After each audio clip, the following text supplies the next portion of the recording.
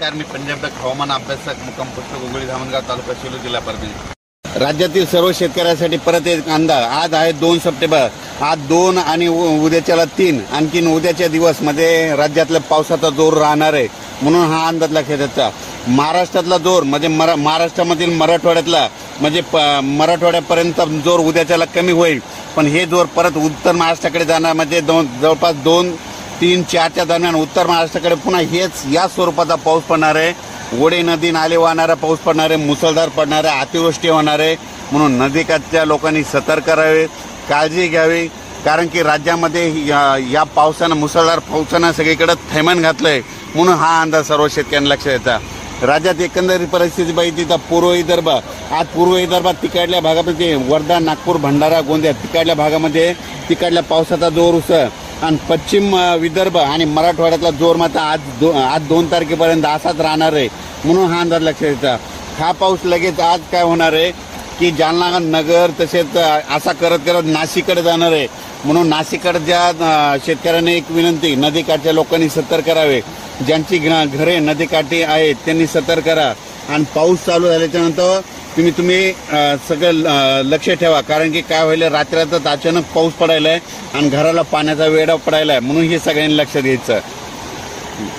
तसेच लातूर भागातील शेतकऱ्यांचं नेमकं सोयाबीन काढायला आलेलं आहे, तर लातूर भागातील सर्व शेतकऱ्याला सांगू इच्छितो, तुम्ही काय करा, 4 तारखेनंतर तुमच्या भागात पाऊस ओसरणार आहे आणि तुमच्या इकडं ऊन पडणार आहे, त्याच्यामुळे तुम्ही काय करा, 4 तारखेच्या नंतर तुम्ही आलेले सोयाबीन काढा, लगेच वाळल्याच्या नंतर ते लगेच झाकून ठेवावे।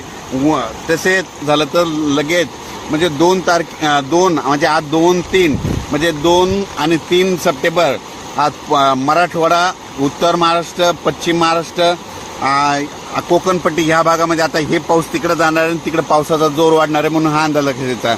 फक्त मराठवाड्यात मात्र आजच्या दिवसात मुक्काम आहे 4, 3 आणि 4 तारखेला देखील पाऊस राहणार आहे, पण एवढा मोठा पाऊस पडणार आहे म्हणजे ऊन पडणार आहे आणि दुपारनंतर जोरात पाऊस येणार आहे, म्हणून हा अंदाज लक्षात घ्यायचा।